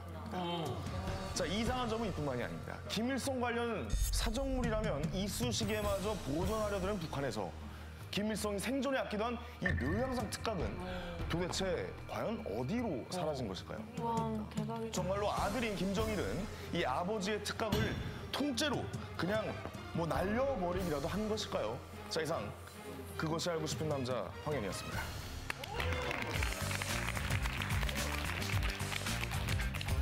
지금 설명을 들으면 증거 인멸이다. 증거인멸. 증거를 누가 찾겠어요? 나중에라도 혹시나 그 자리를 보존하면 거기서 새로운 증거가 나올 수도 있으니까 아예 통째로. 그럼 말만으로 싸운 게 아니고 혹시 진짜 독약이라든가 총을 사용한 게 아니고. 근데 죽자마자 없앤 건 아닐 거 아닙니까? 근데 제가 알기는 김정일이가 이게 전적이 있거든요. 한번 또 예전에 그 60돌 때, 그러니까 김일성이가 60살 때 선물로 드린다고 해서 여자처럼 특각을 하나 그때까지 완공을 시켰어요. 근데 그 당시 김평일이라는 존재를 견제해가지고 김일성이가 누워 자는 침실까지 들어가는 길은 자기밖에 모르게 한다. 뭐 이런 식으로 이렇게 설계를 했는데 어느 날 그 김일성이가를 찾아서 별장에 갔더니 침실에 김평일이가 앉아 있더라는 거죠. 네, 그래서 그 다음에 그 별장을 폭파했다. 네. 질투가 엄청나구나. 그렇죠. 그러니까 그 정도. 근데 그걸 미화분식해가지고 자기가 다 된 완공된 별장을 돌아보니까 이거는 김일성 아버지에 대한 건강상 계단이 높다든가 뭔가 이게 설계가 제대로 안 됐기 때문에 다시 줘라. 이 정도로 충효가 높다는 걸 이렇게 묘사를 됐는데 사실은 그런 비하인드가 있다는 거죠. 김일성이 이쑤시개까지도 다 역사적 그 혁명 사적물로 다 하는 판인데 김일성이가 해마다 2달 동안은 묘양산에 가 있습니다. 이렇게 애용하던 그 특각을 만화시 그냥 김정일에 의해서 말다툼이 하다 죽인 장소가 아니고 그냥 뭐 자연사했던지 심장 쇼크로 그냥 죽었다면 잘 보존하고 오히려 더 멋있게 꾸리고 마지막으로 김일성 동지께 수령님이 정상회담을 하던 장소라고 해놔야죠, 그게. 네, 주제를 공개하면 공개할수록 이 권력에 대한 사람의 욕심이 너무 무섭구나라는 생각이 드는데요. 다음 사건 공개하겠습니다. 김정은이 고모부 장성택을 공개 처형한 충격 사건이 벌어지고 그로부터 5일 뒤 2013년 12월 17일 장성택이 살아생전 거주했던 삼석 자택에서 믿기 힘든 또 하나의 끔찍한 사건이 벌어졌다. 사건의 주인공은 장성택의 부인이자 김정은의 고모인 김경희. 그녀는 싸늘한 주범이 되어 발견됐다. 김정은의 고모 김경희의 사망 원인은 음독 자살. 하지만 그보다 더 놀라운 것은 김경희가 조카 김정은에게 남긴 유언장이었다. 남편을 죽인 조카에게 김경희가 마지막으로 남긴 글은 차마 입에 담지도 못할 심한 저주였다고 한다. 내 남편 장성택을 죽인 것은 순수 백두혈통이 나를 죽인 것이나 다름없다. 근본도 없는 내 따위가 있는 한 북조선의 미래는 이미 끝난 것이다. 조카에게 죽임을 당한 남편의 모습을 보고 극도의 스트레스와 우울증으로 결국 삶의 끈을 놔버려 했던 백두혈통의 여인. 충격 북한 폐륜 사건. 고모부 장성택의 공개 처형도 모자라 고모 김경희까지 죽음으로 내몬 김정은. 이 폐륜 사건은 과연 진실일까? 이게 그 장성택의 죽음은 맞는 얘기잖아요. 근데 그 어떤 부인이 자기 남편이 자기 조카한테 공개처형을 당했다. 저는 우울증에 걸릴 것 같아요. 죽을 수도 있을 것 같아요. 따라 죽을 수도 있을 것 같아요. 난 내가 죽기 전에 내 조카를 죽일 것 같아요. 아니, 아무 힘도 없네. 근데 이제 여긴 드라마야. 이것도 모르는 게 고모가 어느 날 이제 김정은 인데서 술 한잔 하면서 난 네 고모부 때문에 써야겠다. 그래. 이러면 그럼 끝이에요 그냥? 신경 쓰이죠. 맞아. 유미 씨는 어떻게 생각해요? 저는 진실인 것 같아요. 진실일 거다. 아무래도 조카 손에 남편이 그렇게 처형당했잖아요. 음. 그러면 그 스트레스와 그 우울증 때문에 아마 자살했을 것 같아요. 어허. 네. 그 생전에 뭐 장성택이가 총살 당하기 전에도 굉장히 그 외도를 많이 자주 했다고 하더라고요. 그래가지고 뭐 부부 사이가 그렇게 돈독하진 않았다고 그래요. 그래서 별거도 많이 하고 실제로 그랬는데 근데 아무리 미운 남편이 바람을 해도 이게 애증이라는 게 있잖아요. 한 몇십 년을 삶아떼고 산 부부기 때문에 그리고 또 비극적으로 죽었잖아요. 죽음을 고상하게 죽은 게 아니라 정말 공개 처형 당해가지고 정말 그런 상황에 직면을 하면은 자살도 솔직히 좀 생각을 했었을 것 같아요. 아무리 밉더라도 그렇게 죽이까지 해야 되냐 저는 그렇게 생각을 하거든요. 그래서 술 중독에다가 워낙에 이런저런 또 남편이 또 그 사형까지 당했다니까 그 충격이 합병증으로 저는 자살보다는 병이 걸려서 스스로 죽지 않았을까 저는. 오. 우리 저기 오늘 첫 출연한 우리 김설 씨, 김경희 자살설 얘기하고 있는데 본인 생각은 어때요? 이거 진짜인 것 같아 아니면 지어낸 것 같아? 솔직히 잘 어렵지. 모르겠지. 지금 조금 10살 어려워요. 왔는데. 조금 어려워요? 너 왜 그렇게 곤란하게 하죠? 어린애한테. 아니 그래도 오늘 첫 출연이지만 그래도 이제 여기 이제 같이 함께 우리 식구 되려면 다 겪어내야 돼. 이렇게 해서 다 상대할 수 있겠어? 지금 특급 칭찬하려고 그랬는데 너 특급 꾸중이야. 근데 있잖아요. 보면 김경희 딸이 있었는데 그 남자 문제로 해가지고 자살했잖아요. 진짜? 응, 그때 나왔죠. 오. 네, 어떻게 보면 정말 북한에서는 정말 그 거위직에 있는 여자지만 남편도 죽고 자식도 죽고 정말 정말 최악 중에 최악인 것 같아요. 이런 마음으로 우울증, 진짜 우울증이라던가 여러 가지 병이 다 걸렸을 것 같아요. 그러니까. 네. 원래 건강도 안 좋아요. 거기다가 마약하고 그냥 막 주사 맞고 약 먹고 이러다가 마지막에 자기 남편 그냥 사람들 국제 무대에서 다 알게끔 화용식도 뭐다 그러지 뭐다 그러지? 총살? 아니 무슨 화형 방사기로 막 마지막에 네. 화장했다는 거를 그냥 불에 화장 안 하고 화염 방사기로 화장했다 이런 이야기도 있어요. 네, 그러니까 이 김경희가 스트레스 받아서 지금 살아 있어도 마약이나 이런 자기 상태로 아니고 그냥 알겠습니다. 죽은 사람처럼 살 것 같아요. 어이, 독하다. 근데 이게 거짓말일 수도 있어요. 왜냐하면 장성택이 바람둥이였잖아요. 근데 장성택이 못지않게 김경희가 남자를 그렇게 밝혔대요. 특히 연하남 킬러였대요. 이건 또 무슨 소리야? 호의구 애들이 이렇게 지키잖아요. 근데 김경희가 그런 사람들을 굉장히 좋아했대요. 근데 바람기가 있는 거일 수도 있지만 자기 남편에 대한 그런 배신감을 복수심으로 표현하려고 젊은 사람들을 가까이 아니 하긴 했을 수도 그 연세 있고. 그 나이에 연상을 만날 수는 없지. 과연 고모까지 그렇게 내몰았을까? 하나, 둘, 셋, 들어주세요. 거진.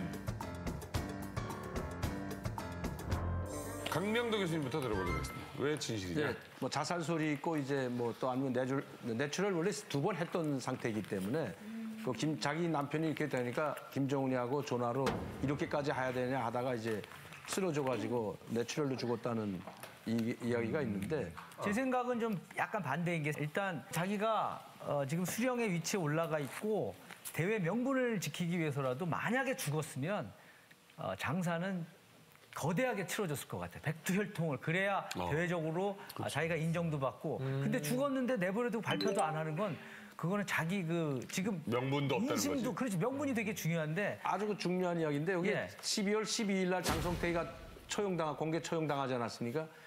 김경희가 죽은 게 12월 15일이기 때문에 같이 거대하게 장례를 치러주면 장성택이하고 죽음이 연관되기 때문에 이게 완전히 사회적 혼란이 옵니다.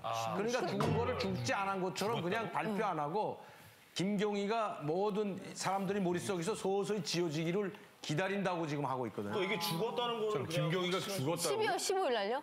12월 17일 날. 김경희가 이미 죽었다고 저희는 3월 달에 정보를 입수했는데 그 김경희가 죽은 시점이 1913년도 작년도 장성택이가 처형된 지 5일 있다가 12월 17일 날 죽은 걸로 나오고 아니, 진짜? 이게 바로 12월 17일 날이 김정일이 장례식 하는데 장례식장에 나와야 되는데 장례식장에 나오질 않았거든요. 김정일만 유독 나오질 않았어요. 어쨌든 주건 쪽에 무게가 있는 것만은 사실입니다. 왜냐하면 96세 난 사람들 항일원로 일세도 있고 김용주, 김일성 동생 있잖아요. 김일성 동생도 지금 운신 못합니다. 산소 마스크하고 그 식물인간인데 최고민의 대의원 됐습니다. 황순이도 최고민의 대의원 나왔고 김철만이 96세인데 최고민의 대의원 됐는데 이제 69세밖에 안 된 김경희는 모든 직위에서 다 해임되고 없어요. 아야. 최고민 대의원 자리도 없습니다. 만약시 김경희가 살아있다면 자기 백두혈통의 정통성을 확보하기 위해서라도 최고민 대의원 자리 싫다고 해도 식물인간이라도 그냥 최고민 대의원 발표하면 됩니다. 한 자리 주면 되고. 그래야 자기 정통성이 보장되는데 죽은 사람한테 만들어낼 수는 없거든요. 그래서 저희가 보기에는 죽은 거는 확실하다고 보여지고 물론 뭐 북한에서 일어나는 일들은 다 이제 북한에서 죽었다는 사망 발표가 있기 전까지는 다 그렇지. 믿지 못하지만 99% 김경희가 죽었는데 무게를 든다 그렇게. 김주성 교수님. 네, 저는 아직 살아있다거든요. 네. 그냥 일단 그 북한이 지금 강지적으로 이렇게 강조하는 것이 혈통이거든요. 그러니까 혈통을 자꾸 강조하는데 유일하게 남은 백두혈통이라는 건 김경희거든요. 근데 만약에 김경희가 죽었는데도 그걸 발표 안 했다. 이 자체가 결국은 뭐 이렇게 역주행을 하는 거랑 똑같아요. 예. 그렇기 때문에 저는 만약에 죽었다고 하면은 그 일이 전후 사연이 어떻든 간에 무조건 북어는 날려야 정상이고. 네. 저는 다 다른 각도로 보는 게요. 김경희 씨가 12월 17일 날 그러니까 김정일 사망 시간 날짜가 똑같잖아요. 그 날짜에 어찌됐든 그 오빠잖아요. 어차피 그런 앙금이 있다면은 그 앙금이 그 날짜를 죽어주는 게 오히려 그 혈통을 갖다가 더 뭉개버리고 내 남편을 죽인. 예? 내 남편을 죽인 그의 대가를 갖다가 그 날짜를 어떻게 음독 자살을 하려고 하는 그런 것도 좀 깔려있지 않는가 생각해요. 이명선 대표 판단은? 저는 거짓입니다. 저희들이 지금 이제 여러 가지 들여다보고 있는데 그래서 장성태이가 죽게 된 것도 결국은 김경희한테 버림을 받으면서 사건이 벌어진 거로 확인이 되고 있어요 지금. 근데 그 장성태이 제가 뭔가 하면 첫째로 김정은이를 이제 군림이 돼 있으니까 자기가 통치하는 그런 시스템 그런 걸 그걸 남발을 했고 특히 여자 문제. 김경희를 가장 격분시킨 거는 그 여자 문제. 그럴 수 있겠다. 예, 해가지고 이미 장성태가 그런 문제를 해가지고 김경희로부터 나는 저 사람하고 못 살겠다 하고 김정일, 김일성한테까지 몇 번 건의를 한 거로 지금 확인됩니다.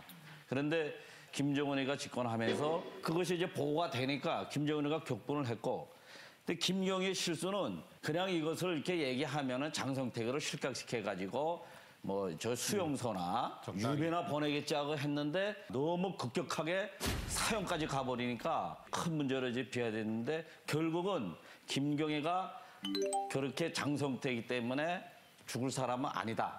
네?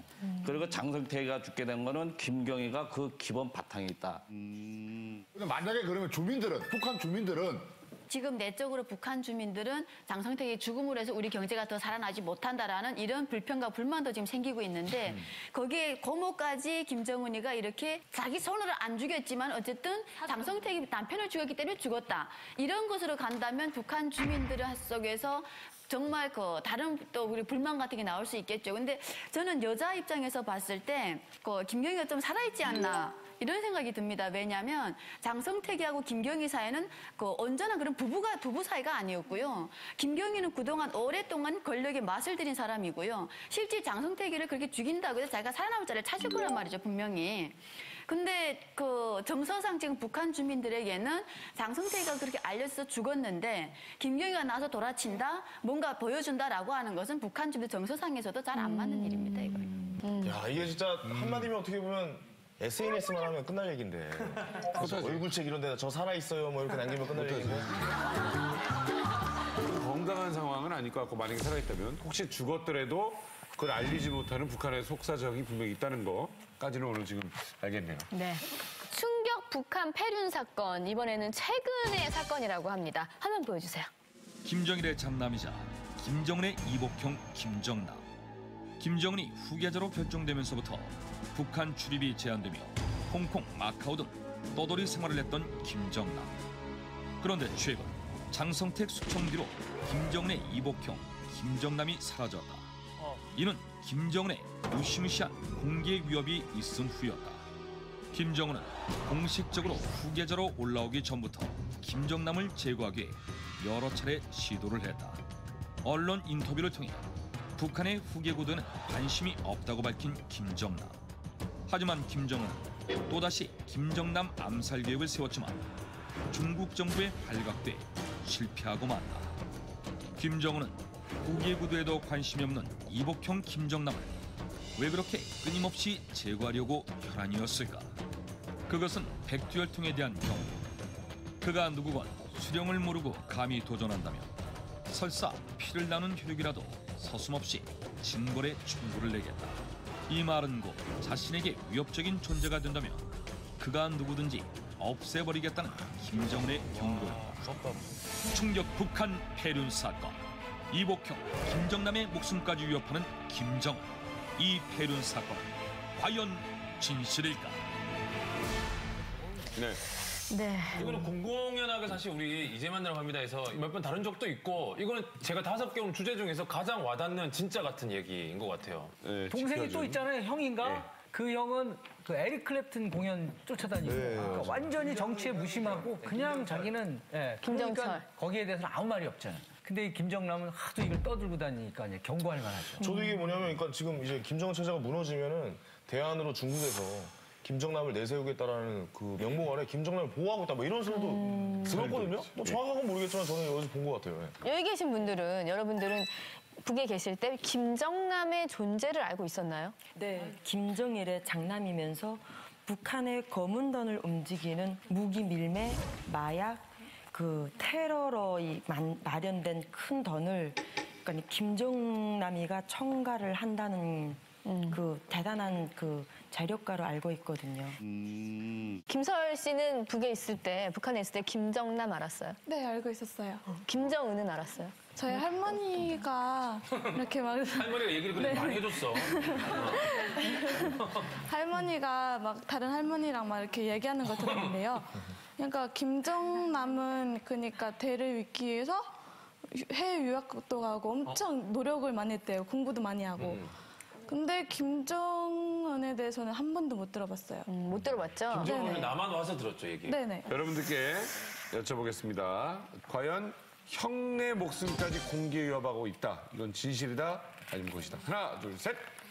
와, 올 진실이야. 올진. 네, 올진 강명도 교수님.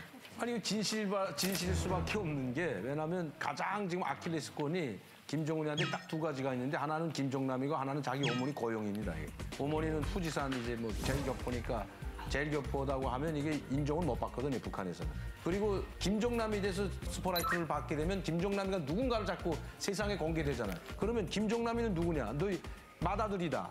또 그다음에 김정은의 이복형이다. 뭐 이렇게 되니까 그럼 김정남의 어머니는 누구냐? 유분혁, 송혜림이가 또 나오거든요. 그러면 백두혈통을 강조하면서 아버지를 지금 내세우고 김정일에 대한 아주 위대성을 부각하는데 유분혁하고 아이까지 낳았다 이거.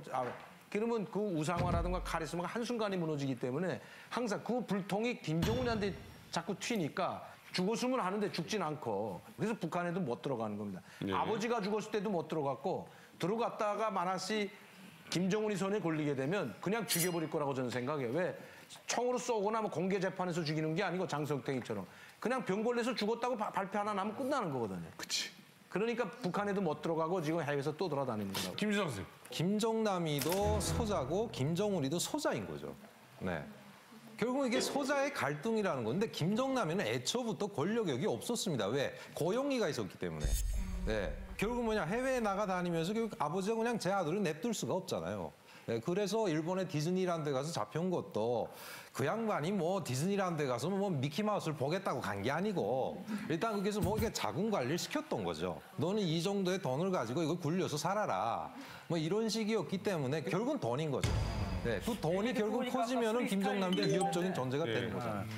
그러면 지금 다 서자라 그랬는데 본 혈통 아들은 없나요? 딸이 있죠, 딸. 김용숙이라고 김일성이가 실제 결혼시켜준 여자는 김용숙인데 딸만 둘이 있습니다. 아이고야, 그랬구나. 김정일이 자기 죽기 전에 몇 달 전에 김정은이하고 옆에 화해시키는 사진이 있습니다. 자기 처음 어렸을 때 사진은 전혀 안 지금은? 나오고 김정은 집권위에는 한 번도 안 나옵니다. 그죠? 김설성이라는 여자. 얼굴도 못 봤어? 나올 수가 없죠 이제는. 그냥 이대로 이제 사는 거네. 그냥 조용히 살아야 그냥 목숨 유지하지 그렇지 않으면 또 힘들어요. 아휴, 그냥 월 한 500. 일단은 김정은이가 권력 구축을 하기에 너무 시간이 짧았어요. 그러니까 김정일이가 김정은에게 넘겨주다가 죽었잖아요. 그리고 또 김정남이가 뭐 서자라고 하지만 그래도 제일 나이가 많고 처음에는 김정남이 약간 어떻게 해볼까 하고 뭐 약간 흘리기도 했어요. 말도 흘리고 했고. 근데 여기서 아예 단칼에 잘라놓은 거죠. 일가 식솔이라도 김정은 동지가 아니면 그 누구라도 우리가 인정을 안 하고 쏴버릴 수 있다. 이런 정론이 나와요. 지금 그러니까 얘기하신 그 노동신문을 제가 지금 들고 있는데요. 예. 아까 그 주제 화면도 있지만 이게 2013년 12월 14일자. 네. 그가 누구건 수령을 모르고 감히 도전한다면 설사 피를 나는 혈육이라도 서슴없이 징벌의 총구를 내겠다. 이런 내용인데 이게 이름은 안 나왔지만 직접적으로 김정남을 향한 거라는 거지. 김정남도 후덜덜 할 수밖에 없는 상황이에요. 근데 이게 궁금한 게 김정은 자체가 그런 생각을 해가지고 그런 어떤 명령을 하더라지 못할 것 같은데 그럼 뒤에서 누군가가 그림자처럼 뭔가를 있다는 이야기잖아요. 그러니까 문제점이 결국은 김정일이나 김씨 자체가 근본 원인이 그러니까 숙주인데요. 그를 둘러싸서 그 사이에 자라난 특권층 기득권들이 더 문제라는 거죠. 그 양반들은 노골적으로 이야기합니다. 아니 만약에 통일 방안이다, 뭐 연방제 통일이다. 아니 내가 왜 세금을 내야 되는데? 그렇지. 노골적으로 이렇게 말하니까 민주주의 사회에 대한 건 그 사회 제도보다 지금이 좋은 사람들이 그 사람들이잖아요. 그러니까 그 사람들이 결국은 김정은이가 이런 의도를 표하면은 거기에 따라가면 자기한테 이해관계를 따지게 되는 거죠. 그래서 북한이 또 안 오므려지는 거죠. 지금 김일성 집안에서 현재 이제 김정은 통치 체제죠. 여기서 이제는 김정은이 하고 김여정 외에는 다 격가집니다. 이런 상황에서 김정남 같은 경우가 제일 위험한 그 구렁텅이에 빠져 있거든요. 김정일이가 살아있을 때에는 뭐라고 돌아다니는 거 해도 그냥 김정일이가 다 보호해주고 했지만 이제 그 없어졌거든요. 지금 이제 만약에 김정남이가 그 전에처럼 만약에 그런 허튼 소리 하고 다니고 뭐 한다 그러면은 당방에 뭐 중국이고 나발이고 없어요. 북한은 잡아다가 사형도 할 수 있는 거예요. 장성택처럼. 그렇기 때문에 김정남뿐이 아니고 뭐 김평일이 뭐 김설성이 이런 모든 김일성이 집안 사람들은 다 그냥 머리를 바싹 숙이고 일반 평민으로 사는 것이 살아남는 유일한 길입니다. 그게. 김정남이 이렇게 조용한 적이 없었죠, 장기간. 그렇죠. 예. 장성택이 죽기 전엔 김정남이가 일본 인터뷰 엄청 하면서 아버지는 뭐 후계 구도를 보지 않았다, 뭐 세습 원하지 않았다 이러면서 김정은 비판을 많이 했는데 지금은 아예 없습니다. 그냥. 궁금한 게 있는데 그러면 김정은 때는 그랬다 치고 김일성에서 김정일 때도 혈육이라도 용서치 않겠다 뭐 이런 말을 그런 말은 전혀 없었어요. 전혀 없었죠. 그러니까 네. 지금 상당히 불안한 상태이기 때문에 이걸 이렇게 공포 정치로 가지 않고 협박 공갈하지 않으면 어디서 뭐가 튀질지 모르기 때문에 이렇게 그만큼 지금 불안하다는 거예요. 유례가 없는 일 아니에요. 네. 저 옛날에는 김일성, 김정일 시대에는 저렇게 안 하고 만약 김부자의 가족이 뭔가 잘못하잖아요. 그러면 그냥 그들끼리 협박을 하거나 아니면 그들끼리 가족을 지방으로 쫓거나 이게 다였거든요. 근데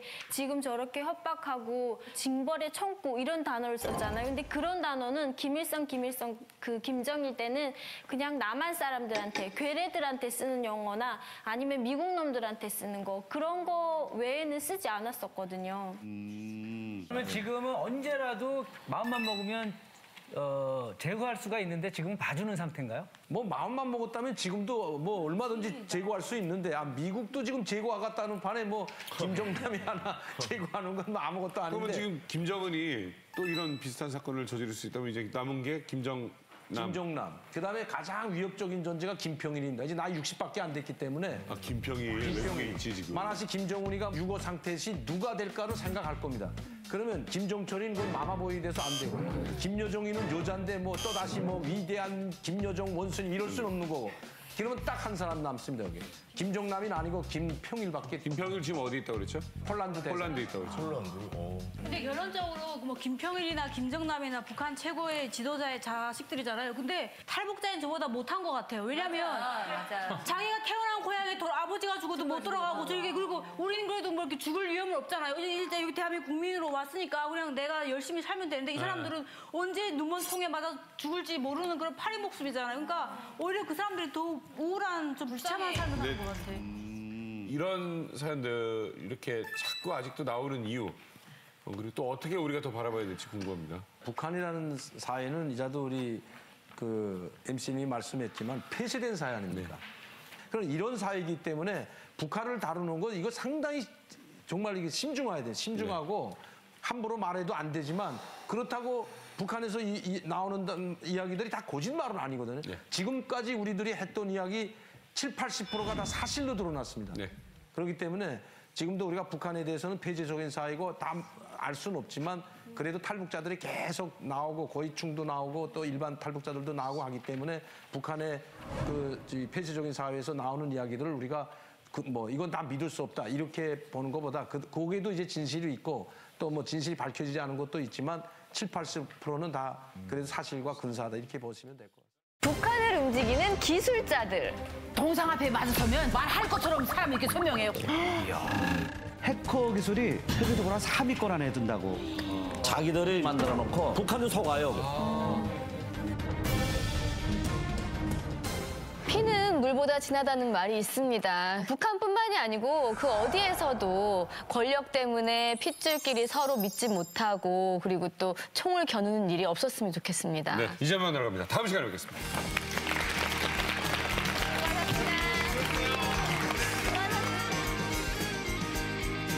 이 프로그램에 도움을 주신 분들께는 자연에서 얻은 지의 소화비수 화장품에서 천연 화장품 세트를 드립니다.